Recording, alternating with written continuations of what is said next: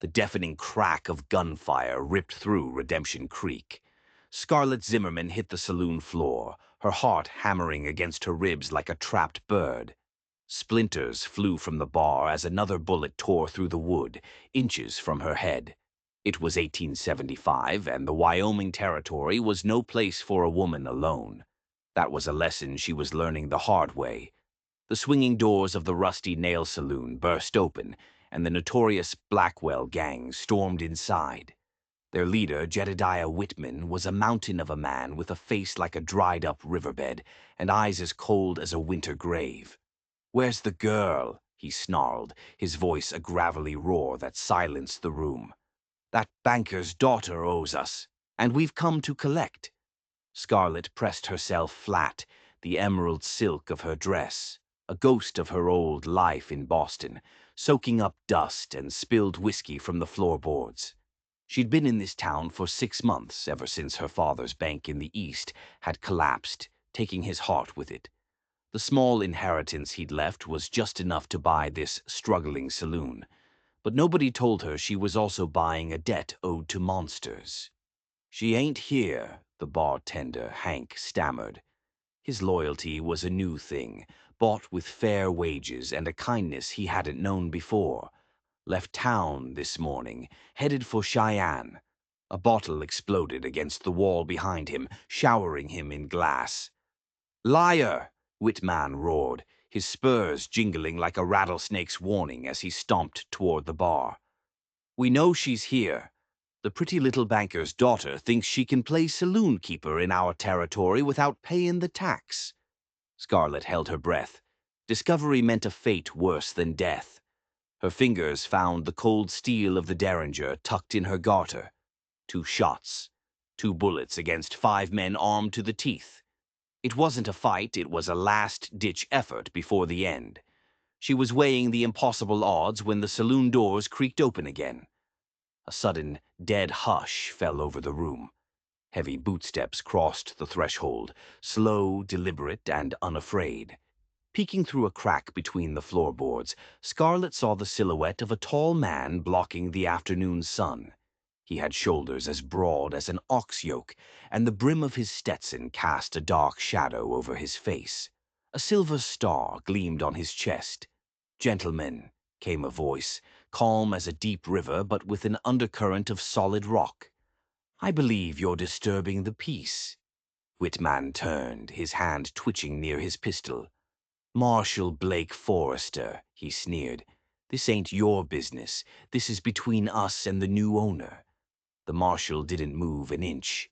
"Any business in Redemption Creek is my business," Forrester replied, his voice flat and hard, "especially when it involves terrorizing a law-abiding citizen." Whitman spat on the floor. "Law-abiding? Her father swindled half this territory before he kicked the bucket. We're just collecting what's owed." "Your claim is with the law, then. File it with the circuit judge," Forrester said, his voice dropping a degree colder. "Now, I'm asking you once. Leave." The tension in the room was so thick you could cut it with a knife. Scarlett could feel her own pulse in her throat.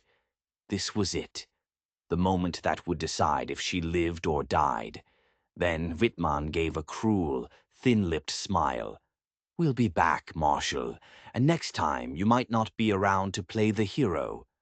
The gang backed out of the saloon, their eyes still scanning every dark corner. Whitman's gaze lingered on the bar where Scarlett was hiding. He couldn't see her, but she felt his stare like a physical touch. "Tell Miss Zimmerman," he called back from the doorway. "We'll be seeing her real soon." When the doors swung shut, Scarlett let out a breath she didn't realize she'd been holding. She crawled out from behind the bar, her dress ruined, her hands shaking, but her spirit defiant. "Are you all right, Miss Zimmerman?" Marshal Forrester asked. His eyes, a deep, startling blue, swept over her, checking for injuries. "Yes, thanks to you," she said, forcing her voice to stay steady. "But I fear they'll be back." "They will," he agreed, taking off his hat. He had dark hair, streaked with a bit of silver at the temples, though he couldn't be much older than his early 30s. His face was all sharp angles and sun-weathered lines. "Whitman doesn't make idle threats." "They say my father owed them money," Scarlet said, trying to brush the dust from her skirts. "Your father was no saint, Miss Zimmerman, if you'll pardon my bluntness." Forrester's gaze was direct, but not cruel. "He promised folks riches, and when his bank went bust, they were left with nothing. Whitman and his boys lost more than most. I inherited his debts, Marshal, not his dishonesty," she replied, her chin held high. A flicker of something, respect maybe, showed in his eyes. "That's admirable, but it won't matter to men like Whitman. To them, you're just a way to get their money back." "So what do I do? Sell the only thing I have left in this world and run?" The Marshal put his hat back on. "No," he said, "but you might consider accepting some help." "I didn't come west to be dependent on any man," Scarlet shot back, the fear in her voice making her words sharper than she intended. "There's a difference between dependence and survival, ma'am," he said, tipping his hat. "I'll have a deputy keep an eye on the place tonight. My office is across the street if you decide you want to talk about surviving." He left, and the strength that had held Scarlet up seemed to vanish. She sank into a chair, her legs trembling too much to stand. Hank, the bartender, silently placed a glass of whiskey in her hand. "The Marshal's a good man," Hank said, his voice raspy. "Came here looking for peace after the war, found this town instead." "He seems capable," Scarlet admitted, the whiskey burning a trail of warmth down her throat. "More than capable," Hank corrected, polishing a glass with a worn rag. "He's the only reason this town ain't been burned to the ground by that gang." He paused, his old eyes troubled. "But even Blake Forrester can't be everywhere at once." That night, Scarlet sat in her small room behind the saloon, a shotgun laid across her lap. She watched the deputy make his lonely rounds under the silver moonlight, a solitary guard against the darkness. But sleep offered no escape. She dreamt of cold eyes and cruel smiles, of being dragged from her home with no one to save her. She woke before dawn, exhausted but resolute. She washed her face in the cold water of the basin, tied her auburn hair back in a simple bun, and put on a practical dress. Her decision was made. Survival. She crossed the dusty street to the Marshal's office. It was a small, solid building, just like the man himself. He was at his desk, a half-empty cup of coffee beside a stack of wanted posters. He stood when she entered. "Miss Zimmerman," he said, "I was hoping I'd see you." "I've been thinking about what you said, Marshal," Scarlet said, taking the chair he offered. "About survival. I'm not too proud to admit I'm outmatched." "That's the wisest thing I've heard all week," he said, pouring her a cup of coffee. It was black and strong enough to dissolve a horseshoe. "The Blackwell gang. They're named after their old leader, Samuel Blackwell. He was hanged in Cheyenne last year. Whitman took over, kept the name. It carries a certain weight." "They seem more than just cattle rustlers," Scarlet observed. "They are," Forrester confirmed. "They graduated to robbery, extortion, and worse. They have a special hatred for bankers, which is why they're so fixated on you." "I can't pay them," she said, her voice barely a whisper. "The saloon barely breaks even as it is." The Marshal leaned back, studying her with those intense blue eyes. It felt like he was looking right through her, weighing her courage, her fear, her very soul. "I have a proposition for you, Miss Zimmerman," he said slowly. "One that might just solve both our problems." "I'm listening." "I've been trying to build a solid case against Wittmann for months, but every time I get a witness, they either disappear or suddenly can't remember a thing. People are scared, too scared to talk." His gaze held hers. "I need someone on the inside, someone they'd never suspect." The coffee cup clattered in its saucer as she set it down. You want me to spy on them? The men who were just here, threatening to kill me? Not exactly spy, he corrected. I want you to let them think they're winning. Let it slip through Hank that you're desperate, that you're considering their protection offer. If they think you're about to break, they might get careless. They might say something, do something, right here in town, that I can use to put them away for good. That's insane, Scarlet breathed. It's a death sentence. It's dangerous, he agreed, his face grim. Which is why I'd be close by, every second. I have a plan to make sure you're safe, but it requires you to trust me. And if they find out it's a trick, his expression hardened, turning his face to granite. They won't take you while I'm breathing, Miss Zimmerman. I give you my word on that. There was something in his voice, a raw, ironclad certainty that made her believe him. It was terrifying, reckless, and possibly the only chance she had. What would I have to do? Act scared. Shouldn't be too hard, he said, a hint of a wry smile touching his lips. Spread the word you're thinking of paying them. Hank talks to everyone. The gang will hear it within a day. Then we set the trap. His eyes glinted. And we end this. Scarlet took a shaky breath. I came west for a new start, Marshal, not to get myself killed in a sting operation. He leaned forward, his voice earnest. And you'll never have that new start as long as they're out there. They will bleed you dry, and when there's nothing left, they'll discard you. This is the only way to be truly free of them. The truth of his words landed like a physical blow. He was right. There was no running from this. I need time to think, she said. Of course, he nodded. But don't take too much. Whitman isn't a patient man. She walked back to the saloon, her mind a whirlwind of fear and possibility. As she reached the door, she saw it. A piece of paper nailed to the wood with a rusty spike. The message was scrawled in charcoal. Tonight, midnight, be ready to negotiate, or be ready to burn. The choice had just been made for her. She spun around and ran back across the street, the crude note clutched in her hand. She burst into the office to find Forrester saddling his horse. They left a message, she said, her voice breathless as she thrust the paper at him. Your plan. I'll do it. Whatever it takes. A strange mix of relief and grim determination settled on his face. Good, he said, his voice low. Because we don't have much time. The sun began to set, painting the dusty street in shades of blood and gold. As night fell over Redemption Creek, the Rusty Nail Saloon became a stage for a deadly play. Scarlet stood behind the bar, her hands trembling as she served the last of the evening's patrons. Her heart was a frantic drum against her ribs. The plan was in motion.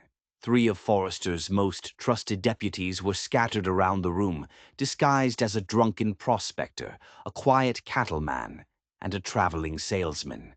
They looked the part, but Scarlet could see the tension in their shoulders, the way their eyes never stopped moving. Forrester himself sat at a corner table, dressed in worn denim and a dusty shirt, his marshal's star tucked safely out of sight. He looked like any other cowhand nursing a whiskey, but his game of solitaire was a sham. Every few seconds, his sharp blue eyes would flick up, meeting hers, offering a silent, steady reassurance. The hours dragged on. The saloon slowly emptied out, the nervous energy in the air driving away the regular customers. Soon, only the deputies, Forrester, a few passed-out drunks, and Scarlet remained. The silence was heavy, broken only by the ticking of the clock on the wall. Each tick sounded like a hammer blow. At 11, Hank shuffled over, his face a mess of wrinkles and worry. Miss Scarlet, maybe you should go to your room. Lock the door. This ain't something a lady should have to see. Thank you, Hank, but I have to stay, she said, forcing a smile she didn't feel. I have to see this through. The old man nodded, his eyes sad. "You got grit. I'll give you that. I'll be upstairs with my shotgun, just in case." He disappeared up the back stairs, and Scarlet was left alone in the tense quiet. The clock on the wall began to chime midnight, and right on cue, the doors slammed open. Jedediah Whitman strode in, flanked by 4 of his men. Their faces were covered by bandanas, and their guns were already drawn. The air crackled with menace. "Evening, Miss Zimmerman," Whitman said, his voice slick with false politeness. "Glad to see you decided to be sensible." Scarlet took a deep breath, playing her part. She let her shoulders slump in defeat, her eyes wide with fear. "Mr. Whitman, I got your message." "Smart girl," he chuckled, strolling up to the bar. His eyes were like a predator's, cold and dead. "I hear you're having some financial trouble. We can help with that." "For a price," she managed to say, her voice cracking just enough.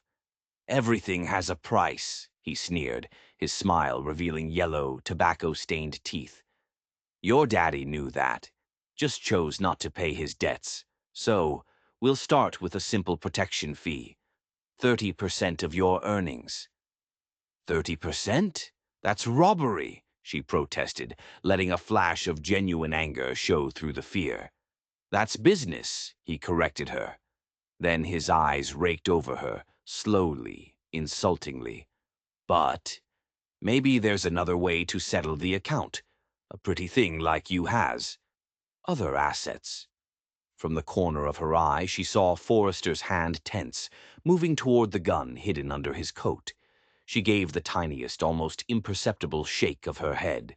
Not yet. They needed more. "I won't be degraded," she said, her voice firm. "I can offer 15%, paid weekly. That's all I can afford." Whitman laughed a short, ugly bark. "You think this is a negotiation?" He nodded to one of his men. The outlaw moved behind the bar in a flash, grabbing Scarlet's arm in a brutal grip. "You're coming with us. We'll find a way for you to work off what's owed." "Let go of me," Scarlet cried, struggling against him. The planned resistance turned into real, heart-stopping terror as his fingers dug into her flesh like claws. And that's when everything changed. "I wouldn't do that if I were you," a calm voice cut through the tension. Forrester was on his feet, the cowhand disguise gone, replaced by the deadly stillness of a lawman. His gun was in his hand, steady as a rock, aimed directly at Whitman's heart. The outlaw leader turned slowly, a look of surprise followed by a cruel smile. "Well, look what we have here. The marshal playing dress-up. I should have known you'd be sniffing around." "Let her go, Whitman," Forrester commanded, his voice like ice.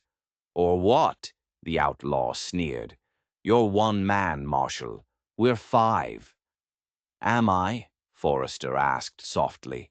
As if on cue, the prospector, the cattleman, and the salesman all stood up. The illusion shattered, and in their hands were cocked pistols, all aimed at the Blackwell gang. The odds had just evened out. Whitman's smile faltered for a second, then returned, colder than ever. "Looks like we got ourselves a standoff." But something was wrong. One of the deputies, the one disguised as a cattleman, a young man named Miller, his aim wasn't steady. He was sweating, his eyes darting nervously between Whitman and the marshal. Forrester saw it too, but it was too late. "No standoff, Whitman," Forrester said, trying to hold the situation together. "You're under arrest, for extortion, for kidnapping." Whitman just laughed. "You think your tin star scares me?" Then he looked past Forrester, his eyes locking with Deputy Miller's. He gave a small, almost invisible nod, and the world exploded. Miller didn't shoot Whitman. He spun around and fired his gun directly at Marshal Forrester. The shot was a cannon blast in the enclosed space.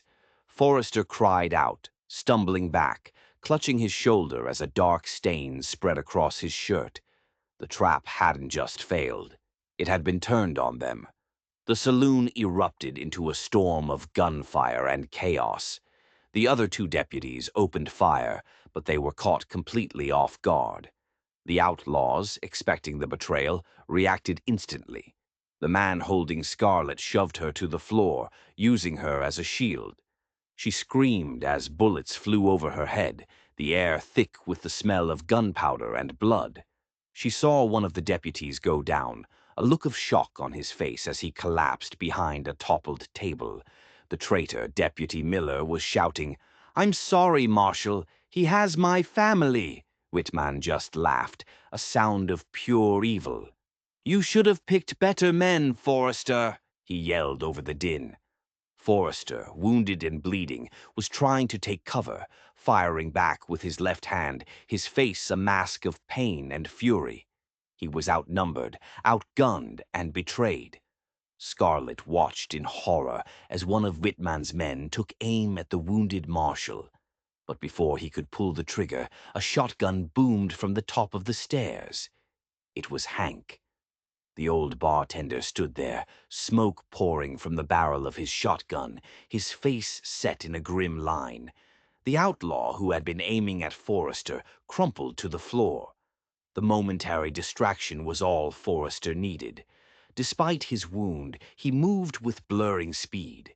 He lunged forward, ignoring the pain, and tackled Whitman, sending them both crashing to the floor. But the rest of the gang was already grabbing their wounded and backing toward the door, firing wildly to cover their escape. The traitor, Miller, stood frozen in the middle of the room, his face a portrait of agony and regret. "Come on!" one of the outlaws yelled at him. Miller looked at the marshal wrestling on the floor, then at the carnage he had caused. With a sob, he turned his gun on himself. The gunshot echoed in the sudden silence as the remaining outlaws, including Whitman, who had managed to kick Forrester away, scrambled out the door and vanished into the night. The aftermath was a scene from a nightmare. The air was thick with smoke.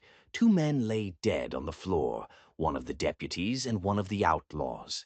Forrester was slumped against the bar, pressing a hand to his bleeding shoulder, his face pale. And near the center of the room, the body of the young, traitorous deputy lay still. Scarlet crawled out from behind the bar, shaking so badly she could barely stand. Hank was slowly coming down the stairs, the shotgun still smoking in his hands. The trap had been a catastrophic failure. Whitman had escaped. He knew she was working with the law, and now he had a reason to come back. Not for money, but for revenge. Forrester struggled to his feet, leaning heavily on a chair. "Are you hurt?" he gritted out, his eyes finding hers across the chaotic room. "No," she whispered, her voice trembling. "But you are." She rushed to his side, tearing a strip of cloth from her petticoat to press against the wound. It was bad. The bullet had gone clean through his shoulder, but he was losing a lot of blood. "He knew," Forrester muttered, shaking his head in disbelief. "He knew the whole plan." Miller, the surviving deputy, a man named Evans, said grimly, checking on his fallen partner. "Whitman must have been blackmailing him." "It doesn't matter how," Forrester said, his voice weak. "What matters is that Whitman is still out there, and now he knows you're with me." He looked at Scarlet, his blue eyes dark with pain and a terrifying intensity. "He's not going to stop. Not until he has you." The weight of his words crushed the last bit of hope from her. Before, she was a problem to be solved with money. Now, she was an enemy to be destroyed. "What do we do?" she asked, her voice small. "First, we get this town locked down," Forrester ordered Deputy Evans. "Get the dock. Then post guards. Whitman's men are scattered, but he'll be back." As the doctor worked on the marshal's shoulder in the back room of the saloon, a grim reality settled over Scarlet. Her life in Redemption Creek was over before it had even begun. She couldn't stay here. Whitman would burn the town to the ground to get to her. When the doctor left, leaving Forrester bandaged and pale but alive, she voiced her fears. "I have to leave," she said, wringing her hands. "I'll pack a bag. I can be gone by morning." Forrester, sitting on the edge of a cot, looked up at her. "And go where? He'll hunt you. He'll have men watching every road out of this territory." "Then what can I do?" she cried, desperation cracking her voice. "I've brought death and ruin to your town. Your deputy is dead because of me." "He's dead because he made a choice," Forrester said, his voice hard. "And the other one died because he was a loyal man doing his job. This is not on you, Scarlet. This is on Whitman." He tried to stand, then winced and sat back down. "And I'm going to finish it." "How? You're wounded. Your men are down. He made a fool of you." "He did," Forrester admitted, his jaw tight. "He was one step ahead of me. Which means there's more to this than just an old debt.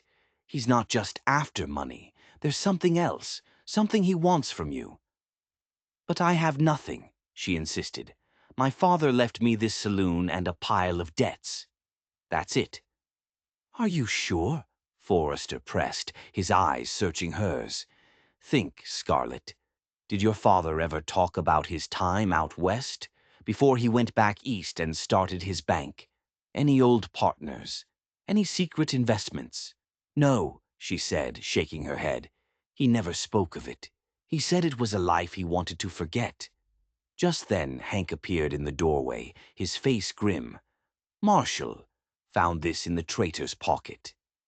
He held out a small, folded piece of paper. Forrester took it with his good hand and unfolded it. It was a note, written in the same crude hand as the one left on the saloon door. It read, "The map, or your family. You have one day." Forrester looked up, his eyes locking with Scarlet's. The air grew thick and heavy with unspoken questions. "Map?" Scarlet whispered. "What map?" "I don't know," Forrester said, his mind clearly racing. "But Whitman thinks you do, or that you know where it is, and he's willing to destroy families, to kill lawmen, to get his hands on it." He looked down at the note, then back at the chaos in the saloon. "This isn't about your father's debt anymore. It never was. It was a treasure hunt. And Scarlet Zimmerman was standing right in the middle of it without a single clue. The next few days were a blur of fear and tension. Redemption Creek became a fortress. The townsfolk, spurred by the attack on the saloon, rallied behind their wounded marshal. Men stood guard on rooftops, their rifles glinting in the sun. The Rusty Nail Saloon was closed, its doors barred, its windows boarded up. Scarlet became a prisoner in her own home, never leaving the back rooms, while Forrester, his arm in a sling, turned his office into a war room. He sent riders to Cheyenne for reinforcements, but that was a week's ride round trip. They were on their own until then. He spent hours poring over old territorial maps, records, and the few documents Scarlet had from her father. Nothing. No mention of a map, a treasure, or any dealings with men like Jedediah Whitman. "He must have been mistaken," Scarlet insisted one evening, as they sat in the dim light of her small office. "My father was a failed banker, not a treasure hunter." "Whitman doesn't strike me as a man who makes mistakes like this," Forrester countered, his finger tracing a line on a map. "He's obsessed. This map is real, and he's convinced it's connected to you." He looked up, his gaze intense. "We need to search the saloon. Every inch of it.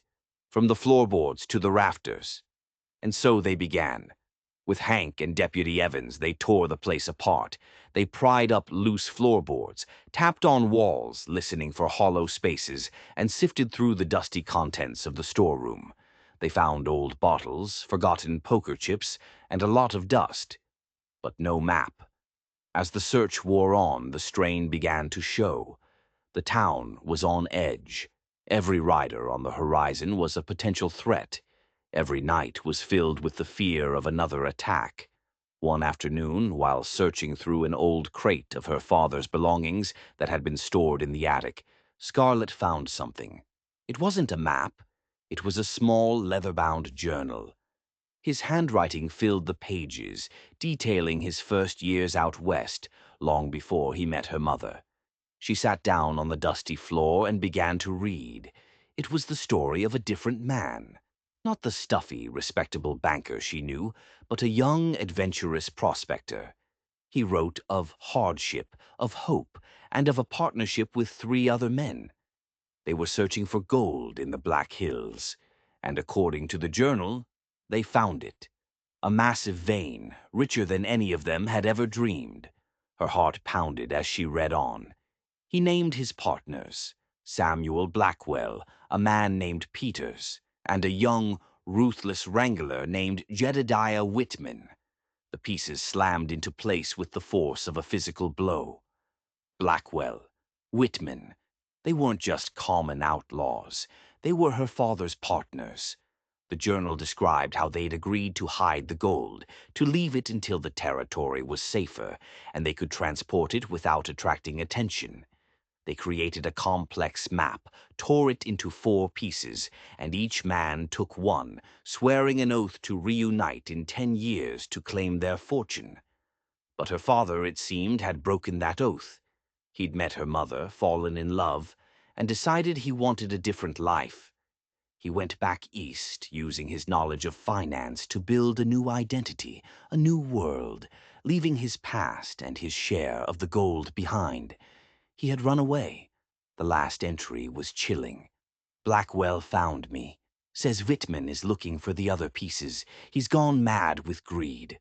I told him I lost my piece, that I want no part of it. I pray he believed me. I must protect my family from that life. I must burn the map. Scarlet looked up from the journal, her hands trembling. Her father hadn't burned the map. He couldn't. He was a meticulous man, a hoarder of documents and secrets. He would have hidden it somewhere no one would ever think to look. She thought of the stories he used to tell her as a child, fanciful tales of pirates and hidden treasure. There was one story he told over and over about a clever captain who hid his greatest treasure not in a chest, but in plain sight, disguised as something worthless. Her eyes scanned the saloon office, the desk, the shelves, and landed on a framed, faded photograph on the wall. It was the only personal item she'd kept from her father's Boston office. A picture of her as a little girl standing on a beach. It was old, the backing worn and peeling. It was the most worthless thing in the room. With trembling fingers, she took the picture down from the wall. She turned it over. The cardboard backing was thick, unusually so. Using a letter opener, she carefully pried it open. Tucked between the layers of cardboard was a brittle, yellowed piece of parchment. On it were strange symbols, lines, and a quarter of what was clearly a map. At that exact moment, the saloon doors downstairs splintered and burst open. Shouts and gunfire erupted from below. They hadn't come in the night. They'd come in broad daylight, a full frontal assault. Whitman was done waiting. "Scarlet!" Forrester's voice bellowed from downstairs. "Stay put!" She could hear the battle raging. The crack of rifles, the roar of shotguns, the yells of men. She stood frozen in the attic, the missing piece of the map clutched in her hand. Whitman hadn't come for her. He'd come for this. Footsteps pounded up the stairs, heavy and fast. It wasn't Forrester. The attic door flew open and one of Whitman's men stood there, his face split by a grimy smile.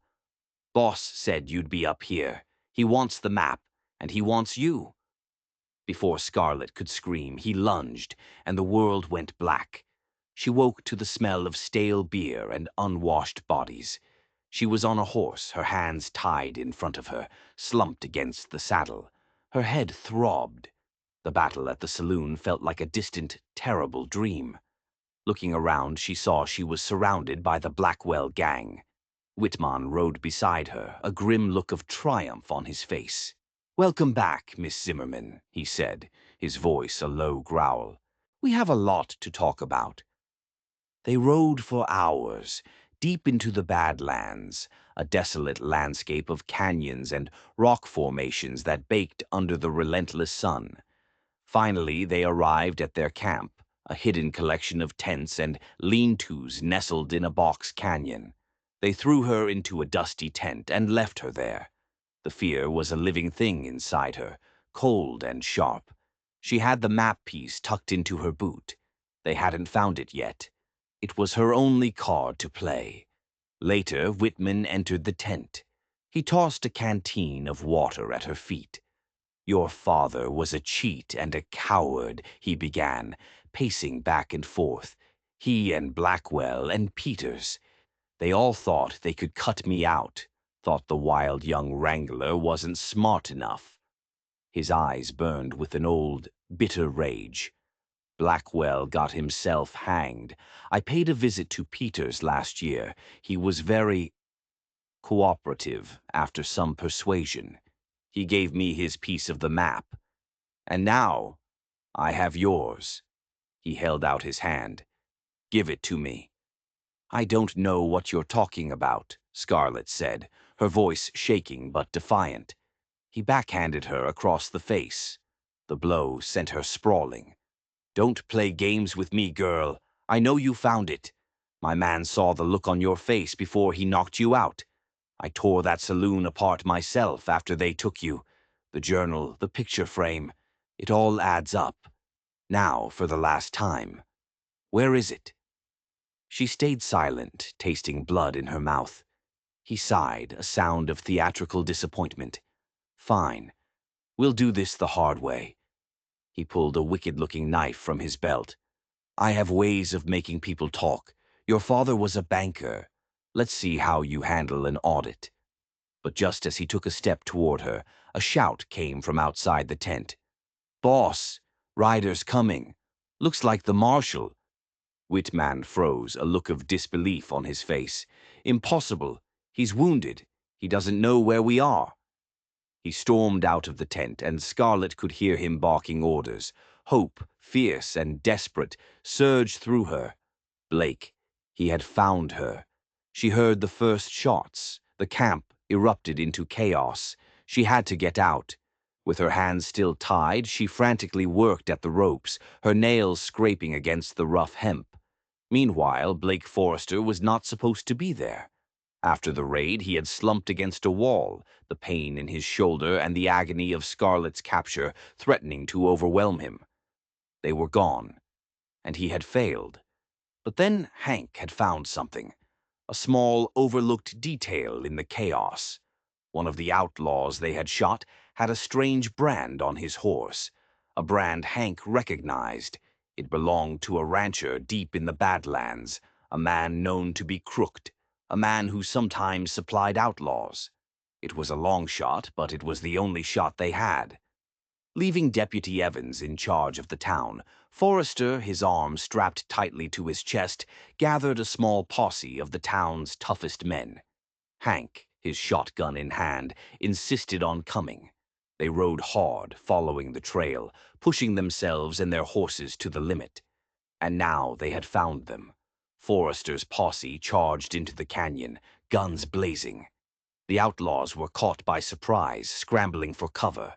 It wasn't a battle. It was a slaughter. Forrester, fueled by a cold, righteous fury, was a force of nature. He moved through the camp, his good hand firing his Colt with deadly accuracy, his eyes scanning for one man, and one man only. He found Whitman near the tent where Scarlett was being held. The two men locked eyes across the dusty, chaotic camp. The fight wasn't about gold or maps anymore. It was about a stolen sister, a betrayed town, and the woman they both refused to lose. "Forrester!" Whitman roared, firing his pistol.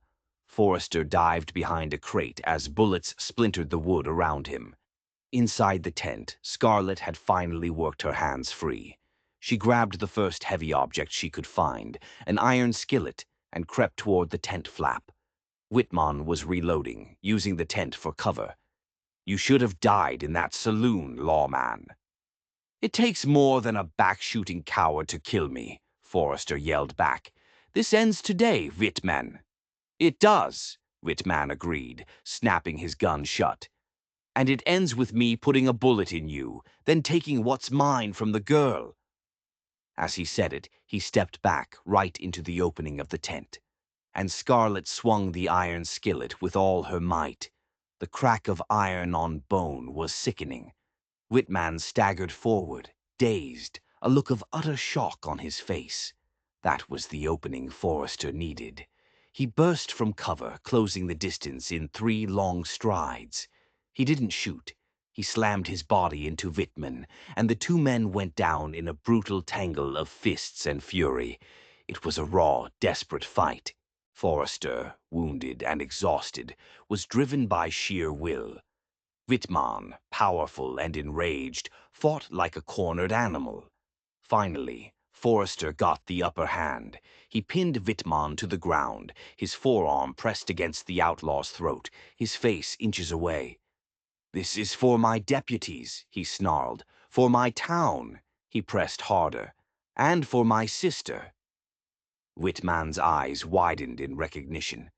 "Your sister?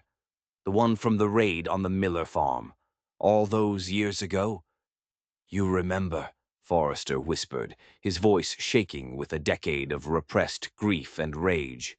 "She was feisty," Whitman rasped, a cruel smile playing on his lips even as he choked. "Just like this one." With a final, raw cry of anguish, Forrester delivered a blow that knocked the outlaw unconscious. He didn't kill him. He stood up, breathing heavily, the ghost of his past finally, violently, exorcised.